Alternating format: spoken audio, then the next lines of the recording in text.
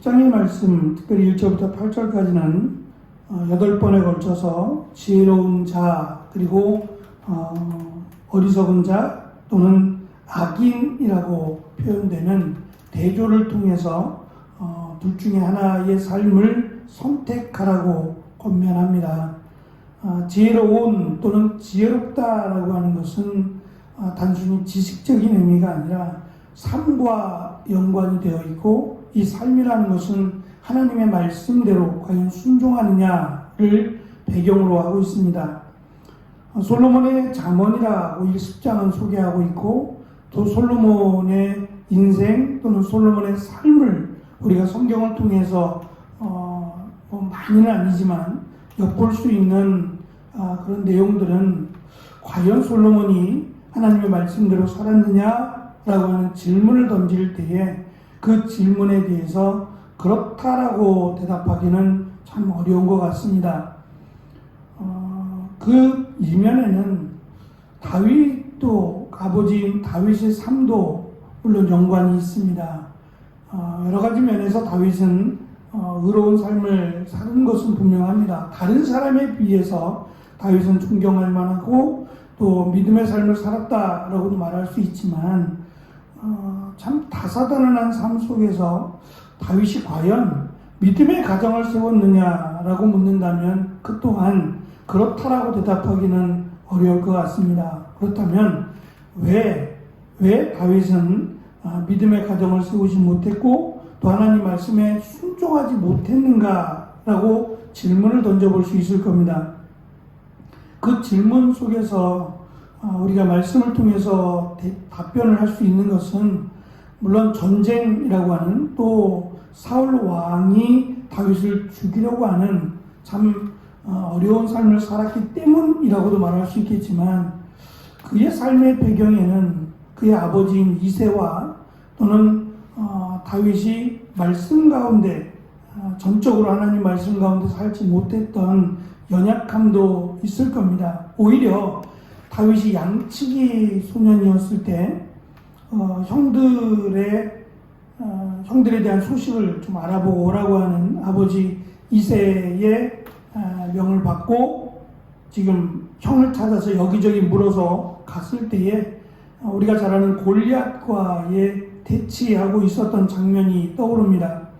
그때 다윗이 했던 말은 너는 창과 칼을 가지고 나오거니와 나는 만군하는 여호와의 이름으로 나왔다고 했던 그 고백이요, 가장 그 힘이 센 장수의 대표격이었던 골리앗 앞에서 주눅들지 않았고 오히려 하나님을 믿는, 하나님이 도우신다라고 하는 확신을 가졌던 어린 다윗의 모습이 가장 다윗의 믿음을 대변해주는 모습이 아닐까 싶습니다.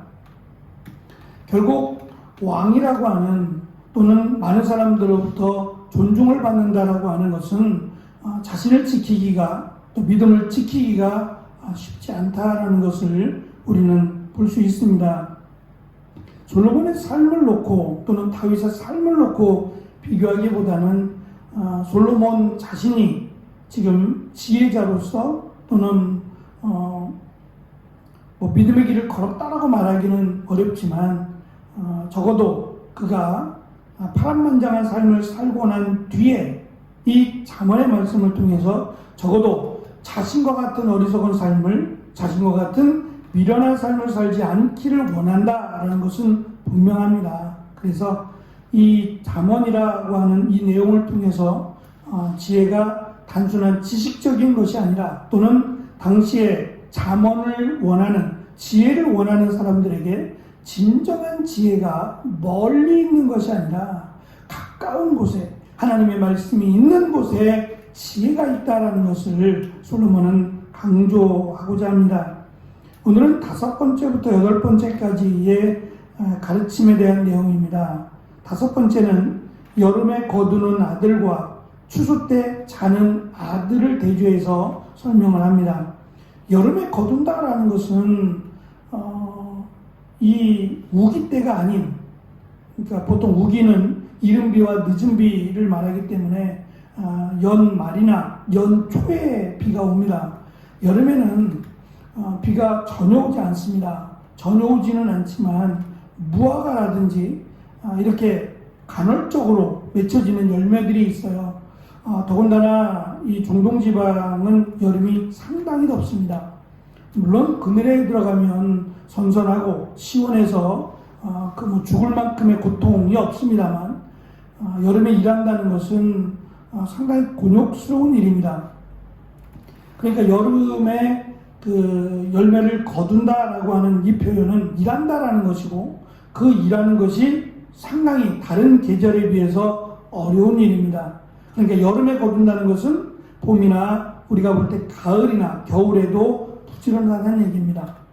가장 힘든 계절에 거두는 일에 열심을 다한다는 얘기는 일단은 부지런하다라는 것을 강조하고, 또는 자신에게 맡겨준 일을 책임지고 감당한다라고 하는 의미를 담습니다.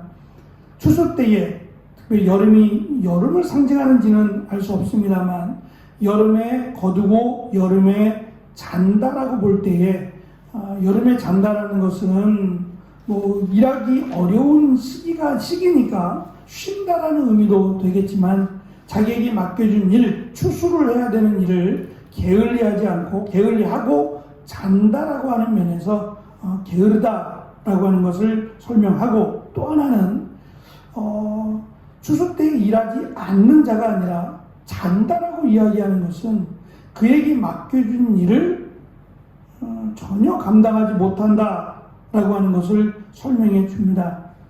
하나님이 주신 시간, 그 시간을 제대로 활용하지 못한다라고 하는 의미겠죠. 그것을 거두고 또 거두지 못함으로 설명하고 있다면, 과연 내가 인생 속에서 무엇을 거두고 있느냐라는 것을 점검해 보라는 겁니다.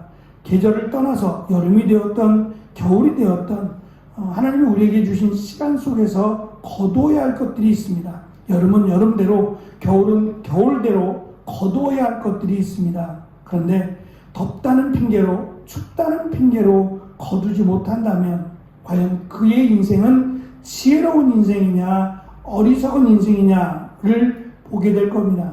특별히 말씀드린 지혜로운 인생을 의인이라고 연결하고 어리석은 인생, 미련한 인생을 악인이라고 연결한다는 점을 좀 눈여겨봐야 됩니다. 게으르다라는 것은 게으르다로 끝나지 않고 악인으로 연결시킨다라는 점도 우리는 눈여겨봐야 됩니다. 여섯 번째 가르침은 6절에 있는 대로 의인의 머리와 악인의 입을 대조해서 설명합니다. 의인은 즉흥적으로 생활하지 않는다는 점이에요. 머리라고 설명하는 것은 이 머리가 사람에게는 가장 기본적으로 보여지는 것입니다. 특히 이제 마음은 드러내기가 어렵지만 이 얼굴 쪽은 그 사람을 대변해주는 것을 상징하는데요. 특별히 머리에 복이 임한다라고 하는 설명은 그가 생각하고 그가 계획하는 모든 것이 하나님께서 원하시는 생각과 계획이라는 것을 대변해 줍니다. 대신 악인의 머리가 아니라 악인의 입을 말하고 하는 것은 입은 그 잠언에서 가장 많이 강조하는 것 가운데 하나인데요. 쉽게 말하기 때문입니다. 뭐 계산 생각하지 않고 말하기도 하지만 이 입을 통해서 가장 많은 죄를 범하게 되기 때문입니다. 그래서 악인의 입은 독을 머금었다라고 표현하고 있는데, 이 머금다라고 하는 우리말은 숨긴다는 겁니다. 이 말에 그 독이라고 하는 것을 숨겨놓고 이것을 다른 사람을 통해서 그 사람을 죽이려고 한다라고 하는 설명을 지금 합니다. 그들에게는 하나님의 심판이 있을 겁니다. 결국 독이라는 것은 바로 죽이지 못할지라도 그 독을 통해서 상대방을 죽이거나 자신을 죽이게 된다는 겁니다. 그러나 의인의 또는 지혜로운 자의 생각과 계획은 당장 드러나지 않아도 그것을 통해서 하나님을 기쁘시게 할 것이다 라고 하는 것을 대조하여 설명합니다. 일곱 번째 가르침은 의인과 악인의 이름에 대한 대조입니다. 의인의 이름, 악인의 이름이라고 설명을 했다면 그 이름이 그 사람을 대변해 주는 거예요. 사람은 죽고 이름은 남습니다. 짐승은 죽어서 가족을 남긴다고 하지만 사람은 죽어서 그의 이름을 남깁니다. 그 이름이 다른 사람이 들었을 때에 그 이름을 뭐라고 할 것이냐, 그 이름에 대한 평가가 과연 부끄러우냐 아니면 기념할 만한 것이냐라는 것을 생각해 보라는 겁니다. 그래서 저번의 내용은 특별히 이 결혼식과 또는 장례식 두 곳을 가야 될 때에, 동시에 두 곳을 가야 될 때에 장례식을 가라고 말합니다. 왜냐하면 그 결혼식은 내가 가지 않아도 많은 사람들이 기뻐하고 즐거워할 것이기 때문에 둘 중에 한 곳을 가야 된다. 어느 곳을 가야 되냐라고 고민한다면 주저하지 않고 장례식으로 가라고 설명해 줍니다. 장례식을 통해서 나의 인생을 돌아볼 수 있을 뿐만 아니라 내 마지막을 조명해 볼 수 있기 때문에 둘 중에 한 곳을 택하라면 장례식으로 가야 한다라는 것을 강조하는 것처럼 죽음에 대해서 그것이 막연하지 않고 그 죽음이 우리에게 미치는 영향, 그러니까 죽는다는 생각을 하고 살아가라는 겁니다. 나도 죽는다.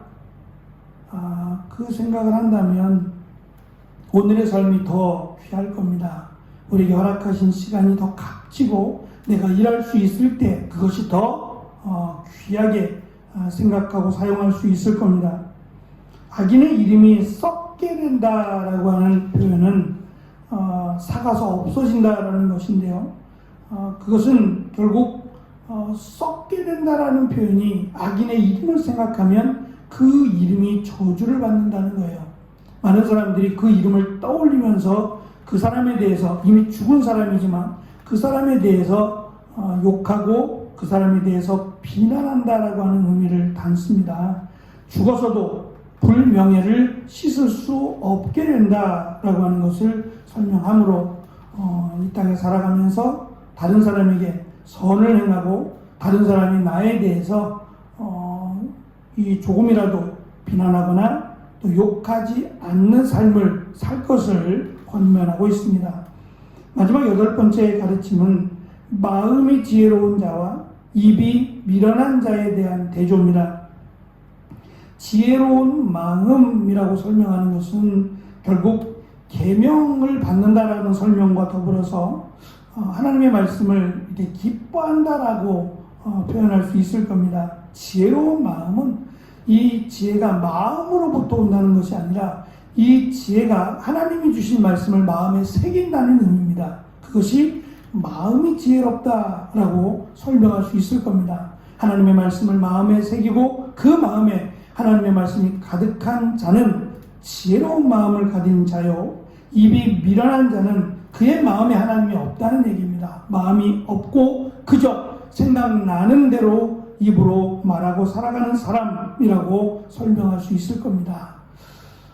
우리가 생활하는 모든 것들이 그냥 내 마음대로, 내 생각대로가 아니라 하나님의 말씀이, 또 하나님이 우리에게 주신 그 삶이 묻어나는 그런 삶을 살 것을 솔로몬은 이 잠언을 통해서 우리에게 가르칩니다. 특별히 이 악인과 연관해서 오늘도 입과 관련해서 설명하고 있다는 점을 우리가 눈여겨보면서 오늘도 우리가 하는 말들이 혹이라도 다른 사람을 비난하거나 다른 사람에 대한 흠잡는 이야기가 아니라 오히려 그 사람을 안타까워하고 그 사람을 세워주기 위해서, 그 사람을 위해서 기도하고 하나님의 은혜를 구하는 우리의 입이 되고 우리의 마음이 되는 귀한 하루가 되어지시기를 축원합니다.